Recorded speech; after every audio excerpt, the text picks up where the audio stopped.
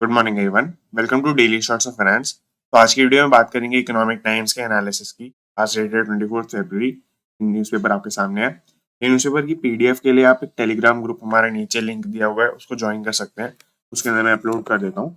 दूसरी चीज़, आप अगर आपको वीडियो पसंद आती है तो वीडियो को लाइक करें, ताकि मुझे पता चले कि कौन सी वीडियो में मैं थोड़े चेंजेस करता हूँ, तो आपको वो चीज़ अच्छी लगती है या नहीं लगती। India can grow at 8% time right to draw investment. सबसे पहले क्या है, ये इंटरव्यू का सेक्शन है। इसमें डेविड मैलपास का इंटरव्यू हुआ है। ये प्रेसिडेंट है वर्ल्ड बैंक के। अभी ये प्रेसिडेंट चेंज हो गए हैं। क्या होता है कि यूएस में जो नए प्रेसिडेंट बनते हैं, जो वैसे वाले प्रेसिडेंट जैसे जो बाइडेन है अभी, तो वो इलेक्ट करते हैं वर्ल्ड बैंक के प्रेसिडेंट को। तो जब ट्रम्प बने थे तो ट्रम्प ने इलेक्ट किया था डेविड मैलपास को। और अब इन्होंने जो अब बने हैं जो बाइडेन, उन्होंने सीईओ, जो मास्टर कार्ड के सीईओ थे पहले, अजय बांगा, उनको नॉमिनेट कर दिया। तो अब ये बनेंगे। एंड इसके बाद ये चीज़ है, अब यहाँ पे ये मतलब आउटगोइंग सीईओ आप इनको या आउटगोइंग प्रेसिडेंट बोल सकते हैं। इन्होंने क्या स्टेटमेंट दिया कि इंडिया कैन ग्रो एट 8%, मतलब इंडिया के पास काफी अच्छा टाइम है अभी ग्रो करने का। और हालांकि कोविड से बहुत सारे सेक्टर्स और बहुत सारी ऑलमोस्ट कंट्रीज हिट हुई थी, बट इंडिया ने रिकवर्ड स्ट्रांगली किया है और 8% ग्रोथ अचीव कर सकते हैं। 8% का इतना ज्यादा वो क्यों है कि ये बार बार 8%, तो 8% एक वो ग्रोथ रेट है जिसको माना जाता है कि ये डेवलपिंग कंट्रीज और डेवलप्ड कंट्रीज को डिमार्केट करता है। मतलब जो डेवलपिंग कंट्रीज जैसे इंडिया, उनको अगर बहुत अच्छी ग्रोथ का रेट है तो वो 8 to 10% माना जाता है। तो वो 8 to 10% के बैंड में एंट्री हो जाएगी अगर 8% पे चले जाते हैं। तो यहाँ पे इससे क्यों बोल रहे हैं, ताकि क्योंकि हमारे पास स्ट्रॉन्ग प्राइवेट सेक्टर है, लैंड एंड एग्रीकल्चरल रिफॉर्म्स हो रहे हैं। एंड क्रेडिट अगर वो इंश्योर कर पाते हैं कि छोटे बिजनेसेस को क्रेडिट मिल जाए, क्रेडिट मतलब लोन वगैरह मिल जाए, तो ये हम फिर ये इंश्योर कर सकते हैं कि हम 8% ग्रोथ पे वर्क करेंगे। इसके लिए ऑब्वियसली बात है, इन्वेस्टमेंट चाहिए होता है। इन्वेस्टमेंट के लिए अब ये इन्होंने बाद में अपना जब इंटरव्यू का पूरा सेक्शन दिया है, तब इन्होंने बोला है कि अभी वर्ल्ड वाइड बहुत सारी डेवलपिंग कंट्रीज में ज्यादा इंटरेस्ट रेट्स पर उनको मतलब चैलेंज फेस करना पड़ रहा है। मतलब उन्होंने जो लोन्स ले रखे हैं या जो भी उनकी बोरोइंग कॉस्ट है, वो बहुत ज्यादा है। अगर आज के टाइम पे आप फंड रेजिंग करते हैं वगैरह, तो आपको लोन्स वगैरह बहुत पूरे आसानी से मिल सकते हैं, कम इंटरेस्ट पर मिल सकते हैं उनका एक।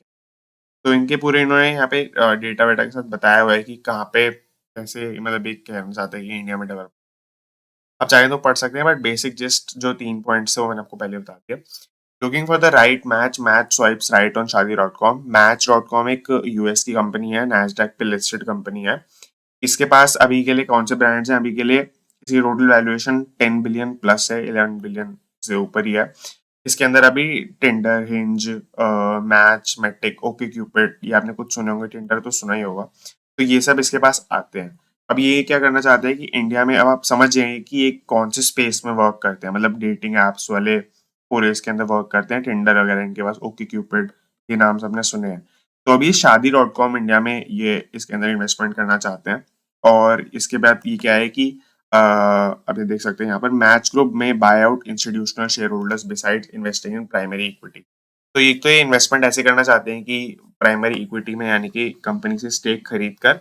और दूसरी बात क्या होता है कि कंपनी ने भी अपने पहले जो शेयर होल्डर्स और हैं, इन्वेस्टर्स हैं, उनसे भी ये बाय आउट करना चाहते हैं। तो मतलब एक अच्छा मार्केट, मतलब अच्छा शेयर होल्डिंग ये इसके अंदर अक्वायर करना चाहते हैं। ये चीज यहाँ पे भी लिखी है वापस से। अब आगे चलते हैं। पी क्रिस्टल, पी मतलब होता है private equity firm. Private equity का मतलब होता है जैसे मतलब बेसिकली फंड हाउसेज होते हैं जो स्टार्टअप्स को फंड करते हैं। अगर आप जैसे यहाँ पे देखेंगे, लेंसकार्ट का पूरा यहाँ पे दे रखा है कि कौन कौन इन्वेस्टर है, कितनी कितनी परसेंटेज होल्ड करता है। तो काफी इंटरेस्टिंग डेटा है। इन्होंने क्या किया, अच्छा, ट्रांजैक्शन करके एक वेबसाइट है, उस पर सारा डेटा मिल जाता है। अगर आपको और किसी कंपनी और किसी स्टार्टअप का भी निकालना हो, ट्रांजैक्शन पे काफी सारा ये डेटा मिल जाता है। और लेंसकार्ट का डेटा है, इसमें क्या है कि जैसे आप देख सकते हैं, सॉफ्ट बैंक तो जैसे इन्वेस्टमेंट बैंक है जापान, प्रेमजी इन्वेस्ट, किरियरा कैपिटल, टीआर कैपिटल, ये सब जो है ये ऐसी प्राइवेट इक्विटी फर्म्स हैं। प्राइवेट इक्विटी फर्म्स आप मतलब समझ गए होंगे। अब इसके अंदर काफी सारे इन्वेस्टर्स होते हैं जो स्टार्टअप्स को फंड करते हैं। तो इनके पास स्टार्टअप्स को पिच करने जाना होता है मनी के लिए। और इसके अलावा एक टर्म चलती है वेंचर कैपिटलिस्ट। वेंचर कैपिटलिस्ट होते हैं इंडिविजुअल्स। अब प्राइवेट इक्विटी फर्म है ग्रुप ऑफ लोग या कंपनी है। वेंचर कैपिटल जो है वो इंडिविजुअल लोग हैं। तो इंडिविजुअल लोग आपको पैसा देते हैं, और वेंचर कैपिटलिस्ट और एक और आपका होता है एंजल इन्वेस्टर्स। एआई लिख रहा हूँ मैं यहाँ पर, एआई से आर्टिफिशियल इंटेलिजेंस मत समझना, एआई का मतलब है एंजल इन्वेस्टर्स। ये 3 टर्म्स चलती हैं। तो एंजल इन्वेस्टर्स जो होते हैं वो भी इंडिविजुअल होते हैं। अब वेंचर कैपिटलिस्ट और एंजल इन्वेस्टर में क्या फ़र्क होता है? एंजल इन्वेस्टर्स बहुत प्राइमरी स्टेज पर आते हैं, और अगर आपका जैसे कोई मतलब जनरली जैसे कोई रिलेटिव है या आपको कहीं पे लिंक्डइन के कनेक्शन से मिल गया, या आपका कोई बहुत वेल्दी कस्टमर है, तो ये जनरली एंजल इन्वेस्टर बनते हैं। और वेंचर कैपिटलिस्ट थोड़े स्ट्रेटेजिक वाले होते हैं, तो थोड़े बिजनेस के आपका पूरा समझ के या ऐसे करके इन्वेस्ट करते हैं। अब इसके अंदर क्या है, जो प्राइवेट इक्विटी फर्म है क्रिस कैपिटल, वो लेंसकार्ट के अंदर 100 मिलियन फंडिंग करना चाहता है। और वो अभी जो क्रिस कैपिटल है, उन्होंने क्या क्या अभी उनके पोर्टफोलियो में है, तो उनके पोर्टफोलियो में dream eleven, first cry and express बीज जैसी कंपनी है। ड्रीम इलेवन फर्स्ट क्राई आपको पता होगा, एक्सप्रेस बीज एक डिलीवरी प्लेटफॉर्म है। अब यहाँ पर आप देख सकते हैं इसके अलावा कि काफी सारी और अर्ली इन्वेस्टर्स हैं, उनसे अगर ये बात कर लेते हैं, हाथ मिला लेते हैं, तो उनके स्टेक को भी बाय आउट करना चाहते हैं, और अराउंड 500 मिलियन की टोटल फंडिंग हो जाएगी। टाटा, अच्छा ये मतलब थोड़ी मैं फास्ट पेस पे लेके चल रहा हूँ, क्योंकि यहाँ पे मतलब ये सेम सेंस में न्यूज़ है कि जैसे मैच ने शादी.com के अंदर इन्वेस्टमेंट करना है, एंड क्रिस कैपिटल ने लेंसकार्ट के अंदर। ये वाला डिफरेंस मैंने आपको क्लियर करा दिया, venture capitalist, angel investor and private equity वाला, ये वाला इंपॉर्टेंट था। TAMO lines up suitors for EV biz stake. TAMO का मतलब है यहाँ पर टाटा मोटर्स। टाटा मोटर्स की शॉर्ट फॉर्म कई बार आती है टाटा, मतलब टामो, टीएएमओ। अब इसमें क्या लिखा है कि लाइन्स अप सूटर्स, सूटर्स मतलब कि इन्वेस्टर्स बोल सकते हैं यहाँ पर, फॉर ईवी बिजनेस स्टेक। तो टाटा मोटर्स का जो ईवी बिजनेस है, इसका स्टेक सेल करना चाहते हैं, फंड रेजिंग करना चाहते हैं ये लोग। तो अच्छा, आप देख सकते हैं कि अब पूरी न्यूज जो है इसी लाइंस पर बेस्ड है, कि जैसे यहाँ पे ये लोग कह रहे हैं कि इंडिया के लिए राइट टाइम है इन्वेस्टमेंट ड्रॉ करने का, पैसे रेज करने का। और ये तीनों ही कंपनीज आप देख सकते हैं इंडियन कंपनीज हैं, और ये अपना स्टेक सेल करके प्राइस मनी रेज करना चाहते हैं, इन्वेस्टमेंट रेज करना चाहते हैं। तो ये चीज है। अब यहाँ पे क्या है कि ये जो सूटर्स यहाँ पे वर्ड लिखा है, इसका मतलब कुछ कंपनीज या कुछ इन्वेस्टमेंट फर्म्स हैं जो इसके अंदर इन्वेस्टमेंट करना चाहती हैं टाटा मोटर्स के ईवी बिजनेस के अंदर। अच्छा, टाटा मोटर्स आपको पता होगा कि टाटा मोटर्स मतलब एक तो मेन जो कंपनी है वो तो टाटा सन्स है। टाटा सन्स के अंदर बहुत सारी कंपनी आती हैं, टाटा मोटर्स, टीसीएस, ये सब करके। तो टाटा मोटर्स जो है वो आपको सबको पता है ऑटोमोबाइल के अंदर पूरी है। अब जैसे इनकी ईवी यूनिट है जिसके अंदर टाटा नेक्सॉन बनी है, और भी टाटा की ईवी डेवलप हो रही है। तो ये इनके लिए ये सिर्फ स्टेक की सेल होने वाली है, पूरे टाटा मोटर्स के लिए नहीं है। तो इसके अंदर अब जो सूटर्स हैं उनके नाम दिए हुए हैं, ADI, Mubadala, PIF, PSP मतलब आप देख सकते हैं private equity firms, PEs, Temasek, KKR, General Atlantic. तो ये सब है, इन्होंने नाम दिया हुआ है। अब इसके अलावा यहाँ पे अगर आप और डिटेल में पढ़ना चाहते हो तो इनके बारे में ही है वापस से। According to these people, Tata Motors plan to raise up 1 billion. अब इन्होंने क्या है कि इकोनॉमिक टाइम्स ने इनसे इंक्वायरी करा, उनको पता चला है कि 1 बिलियन के आसपास ये रेज करना चाहते हैं इक्विटी सेल करके, और अपना जो भी मतलब ये आने वाले हैं, इससे पैसे आने वाले 1 बिलियन, तो इससे क्या करना चाहते हैं, इससे आउटस्टैंडिंग डेट को रीपे करना चाहते हैं। अब ये भी इसी लाइंस पर बेस्ड है, अगर आप समझने की कोशिश करें। आउटस्टैंडिंग डेट का मतलब होता है कि अपने पुराने पैसे या पुरानी उधार को चुकता करना। आउटस्टैंडिंग का मतलब होता है उधार। ये बहुत बेसिक कॉन्सेप्ट है, बहुत बेसिक टर्म है अकाउंट्स, ये आपको याद होनी ही होनी चाहिए। आउटस्टैंडिंग का मतलब होता है उधार। तो अब ये अपने पुराने उधार के पैसे, जो डेट है इनका, उसको रीपे करके अपना ये नया इक्विटी रेज करना चाहते हैं। तो दो चीज होती है पुराने डेट को रीपे करने में, या तो आप मतलब या तो आप अपनी अर्निंग से ही कर देते हैं, नहीं तो उसके अलावा दो चीजें होती हैं। एक तो होता है कि आप रीफाइनेंस करते हैं। रीफाइनेंस मतलब आपने नया डेट रेज कर लिया, नया बॉन्ड रेज कर लिया, और आपने पिछले वाले की पेमेंट कर दी। क्यों करते हैं ऐसा? क्योंकि मान लेते हैं पिछले आपका डेट 10% पे मिल रहा हो आपको, 10% इंटरेस्ट रेट पर, और अभी जो मिलने लग रहा है अभी मार्केट के अंदर 7% का इंटरेस्ट रेट चल रहा है। तो आप ये क्यों देंगे 3% एक्स्ट्रा? आप अपना 7% पे उतना ही लोन उठाएंगे और अपना 10% वाले को रीपे कर। तो ये होता है, ये रीफाइनेंसिंग बोलते हैं। अब एक होता है, दूसरी होती है इक्विटी फाइनेंसिंग। इक्विटी फाइनेंसिंग मतलब ऐसे जैसे यहाँ पे हो रहा है कि आप अपना इक्विटी बेच दिया, अपना स्टेक्स बेच दिए, और उनके बेसिस पे जो पैसा आया उसके बेस पे आपने डेट की अपनी रीपेमेंट कर। तो ये दो तरीके की जनरली रीफाइनेंसिंग होती है, debt refinancing and equity refinancing बोल सकते हैं। अब ये बीच में एड्स का सेक्शन है, फिर पॉलिटिक्स सेक्शन ही हम कवर करेंगे। आगे चलते हैं। Local contract phone makers may miss financial 2023 PLI targets. अब यहाँ पे क्या है, लोकल कॉन्ट्रैक्ट फ़ोन मेकर्स ये होते क्या हैं, ये आपकी वो कंपनीज़ होती हैं जो जेनेरिक फ़ोन्स और ये सब फ़ोन्स बनाते हैं। अब इसमें इनको जितना कॉन्ट्रैक्ट मिलेंगे या जितना इनको ऑर्डर्स मिलेंगे बनाने के लिए फ़ोन्स, ये उतने बनाएँगे। अब जैसे आपने देखा होगा कि कई बार बोला जाता है कि एप्पल ने इंडिया में फ़ोन बनवाना शुरू कर दिया या चाइना में फ़ोन बनवाना शुरू कर दिया। तो ऐसे ही कई कॉन्ट्रैक्टर्स होते हैं जिनको पकड़ के वो काम कराते हैं और अपना कस्टमाइज़ करा के पूरा पूरा प्रोसेस उनको बताकर अपना काम कराते हैं। तो अब यहाँ पे मैं आपको सबसे पहले गवर्नमेंट की एक वेबसाइट पे ले चलता हूँ। गवर्नमेंट की वेबसाइट ये रही आपकी ministry of electronics and information technology, METY। इसमें क्या है कि यहाँ पर आप एक वर्ड मैं पढ़ना चाहता हूँ बस पीएलआई स्कीम के अंदर। अच्छा, पीएलआई स्कीम का बेसिक ये है कि गवर्नमेंट आपको प्रोडक्शन पे बेनिफिट देना चाहती है। तो गवर्नमेंट आपको क्या करती है कि जितना आपका प्रोडक्शन है वो अगर आप एलिजिबल कंपनीज की लिस्ट के अंदर आते हैं, एक लिस्ट निकाली जाती है एलिजिबल कंपनी की। अगर आप उसके अंदर आते हैं तो फिर आपको उस प्रोडक्शन के ऊपर जो आप करते हैं किसी भी सेक्टर के अंदर, जनरली इलेक्ट्रॉनिक्स मैन्युफैक्चरिंग के अंदर, जैसे सेमीकंडक्टर के अंदर या फिर फोन्स बनाने के अंदर एक्सेट्रा, लैपटॉप्स बनाने के अंदर, तो फिर आपको एक गवर्नमेंट से एक सब्सिडी मिलती है, एक इंसेंटिव मिलता है। तो अब जैसे यहाँ पे आप एक वर्ड पढ़ेंगे, लाइन पढ़ेंगे, the scheme shall extend an incentive of 4 to 6% on incremental sales of goods and covered under target segments to eligible companies. पहले तो एलिजिबल कंपनीज को मिलेगा सिर्फ for a period of 5 years to the base year as defined. तो 5 साल तक अगर लगातार रहता है तो मिलेगा। अब यहाँ पे हुआ क्या है कि जैसे आप देख सकते हैं, incentive of 4 to 6% on incremental sales, मतलब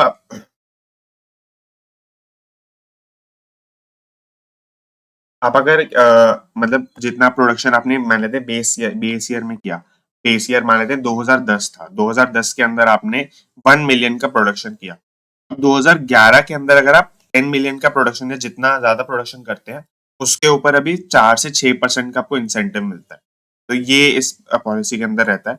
अब पीएलआई स्कीम के अंदर यहाँ पे क्या हो रहा है कि अब क्योंकि इनके पास जो कॉन्ट्रैक्ट फोन मेकर्स हैं, यहाँ पर इनको क्या हो रहा है कि जैसे आप पहले मैं आपको अब वापस से इस पे लेके आता हूँ न्यूज पर। तो इसमें क्या लिखा है कि struggling to get contracts from smartphone manufacturers as a weak demand has forced companies to recalibrate their requirement. तो यहाँ पे क्या है कि जो कंपनी इनको कॉन्ट्रैक्ट देती थी उनके पास कम रिक्वायरमेंट आ रही है, वीक डिमांड चल रही है, तो इन्होंने अपना कॉन्ट्रैक्ट्स को कट कर लिया है। तो इनके पास बेसिकली घुमा फिरा कर प्रोडक्शन का स्कोप कम बचता है। अब ये खुद के लिए प्रोडक्शन नहीं करते तो ये बना के नहीं रख सकते, तो ये दूसरों के लिए प्रोडक्शन करते हैं। तो अगर टारगेट्स नहीं मिलेंगे, ऑर्डर्स नहीं मिलेंगे, तो इनका टारगेट पीएलआई स्कीम वाला भी फुलफिल नहीं हो पाएगा, तो इनको वहां पे भी इंसेंटिव का लॉस हो जाएगा। अब यहाँ पे इसके अंदर 3 कंपनीज आती हैं, लावा इंटरनेशनल, भगवती जो माइक्रोमैक्स का है प्रोड्यूसिंग बेसिकली, एंड ऑप्टाइमस। तो ये इन्होंने क्या किया है आप देख सकते हैं, fail to meet the incremental production targets for financial year 2022। तो मैंने आपको ये क्या है इसका मतलब इंक्रीमेंटल प्रोडक्शन टारगेट्स, इसका मतलब मैंने आपको यहाँ पे बता दिया, ये है इंक्रीमेंटल प्रोडक्शन का टारगेट। अच्छा, यहाँ पे सेल्स लिखा है, वहां पे प्रोडक्शन लिखा है, तो अब आप सीधी सी बात है क्योंकि वो ऑर्डर पे ही माल बनाते हैं तो प्रोडक्शन का मतलब आप वहां पे सेल्स लेकर चल सकते हैं, क्योंकि जितना वो उतना ही बनाएंगे जितना उनको ऑर्डर मिला होगा, जितना ऑलरेडी सेल होना होगा उनके। अब यहाँ पर ये हुआ, इसीलिए प्रोडक्शन टारगेट्स लिखा है। अब ये इन्होंने फाइनेंशियल 2022 के तो ऑलरेडी मिस कर चुके हैं, और फाइनेंशियल 2023 जो अब एंड होएगा मार्च में, तो उसके अंदर ये अपना ये भी टारगेट मीट नहीं हो रहे हैं ऐसा लग रहा है। तो आगे चलते हैं इसके बाद। ये एक न्यूज़ है, ये मैंने आपको बता ही दिया, ये वर्ल्ड बैंक के चीफ का पूरा इंटरव्यू आप चाहें तो पढ़ सकते हैं। इससे क्या होता है कि आपको जनरल इन्फॉर्मेशन मिलती है, मतलब बहुत ज़्यादा न्यूज़ या ऐसा कुछ इसके अंदर नहीं होता स्पेसिफिक, तो वो चीज़ है। जैसे मैंने आपको ऊपर बताया कि पूरी इकोनॉमी के अंदर वैसा ट्रेंड चल रहा है कि फंड रेज करना है, ना इंटरेस्ट रेट पहले का ज़्यादा है वगैरह वगैरह। Festive boost for consumer spend fizzles out in Q3 as inflation bites. यहाँ पे क्या होता है, फेस्टिव बूस्ट का सबसे पहले मतलब समझते हैं। जैसे आपको पता होगा कि अक्टूबर के अंदर, अक्टूबर नवंबर के अंदर दिवाली का सीजन रहता है, देन न्यू ईयर पे दो इफेक्ट चलते हैं। अगर आपको कभी सर्च करना हो, December effect and January effect, investing के अंदर बहुत ज्यादा पंप मिल जाता है स्टॉक मार्केट को न्यू ईयर के चलते। तो ये सब जो चीजें होती है फेस्टिव बूस्ट, वो अब अपना फिजल आउट कर रहा है। फिजल आउट मतलब हट रहा है। जो फेस्टिव बूस्ट था वो खत्म हो रहा है क्योंकि इन्फ्लेशन बढ़ने लग रहा है। तो यहाँ पर ये हुआ। अब ये स्पेसिफिकली पूरे स्टॉक मार्केट के अंदर से कंज्यूमर स्पेंडिंग की बात करें। कंज्यूमर स्पेंडिंग मतलब यही सब आपका एपरल कंपनीज, जो आपकी क्लोथ्स वाली, रेस्टोरेंट्स, ज्वेलरी, पेंट कंपनीज भी आती हैं, ये सब आती हैं। तो यहाँ पे क्या है कि आप देख सकते हैं consumer spending on discretionary items have started to show signs of fatigue. Fatigue का वैसे मतलब होता है कि आप थक गए हैं, तो मतलब थक गए को आप रेस्टलेसनेस बोल सकते हैं ऐसे।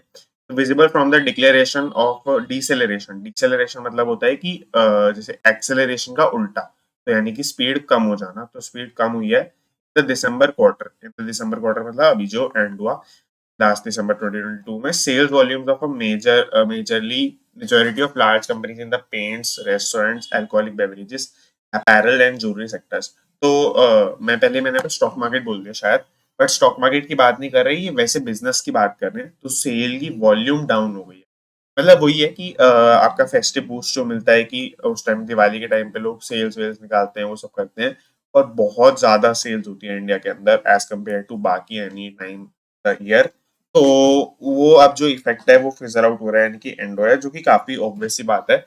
और वही होता है कि दिवाली के टाइम पे बहुत ज्यादा सेल्स हो जाती है, तो इन्फ्लेशन भी बहुत ज्यादा उसके टाइम बढ़ जाता है। दिसंबर के जो इफेक्ट्स हैं वो वियर टियर होके अब दिखने लग रहे हैं, और ये जैन एंड तक की न्यूज है। जैन एंड तक कोई अपटेक इसके अंदर नहीं मिला है, यानी कि पूरा जैन, पूरा दिसंबर, पूरा जैन इन्होंने सफर किया है इस चीज। तो यहाँ पे इन्होंने ये न्यूज भी दे रखी है कि ईयर ऑन ईयर वॉल्यूम का ग्रोथ का ट्रेंड कितना है, यानी कि year on year last year से कंपेयर करेंगे तो कितना आपका हर ये कंपनी की सेल्स बढ़ रही है, ये दिया हुआ है। सेल्स बढ़ रही है, घट रही है, यानी 7% का मतलब डिक्रीज।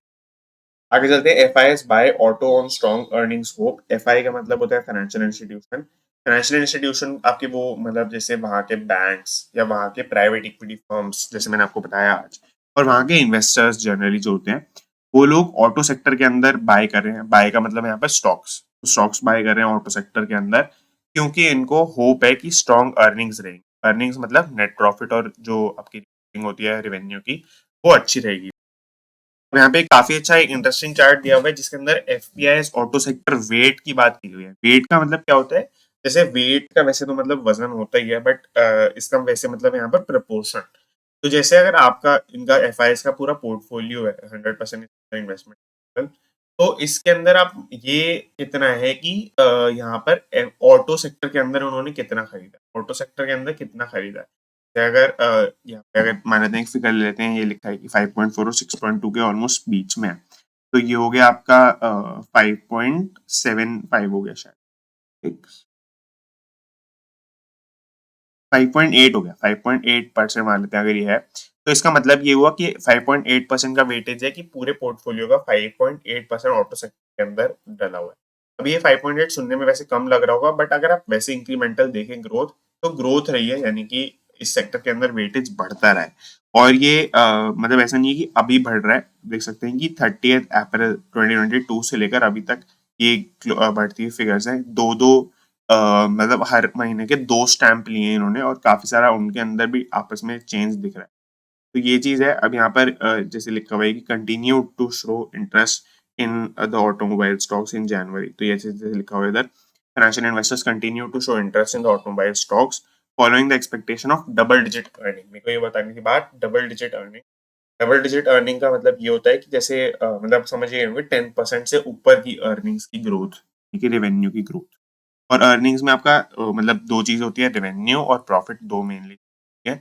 अर्निंग्स में कई लोग सिर्फ ईबिटा या सिर्फ प्रॉफिट को लेते हैं, बट कई बार रेवेन्यू कंसिडरेशन भी होता है इनके वेटेज के अंदर। तो I hope that is clear.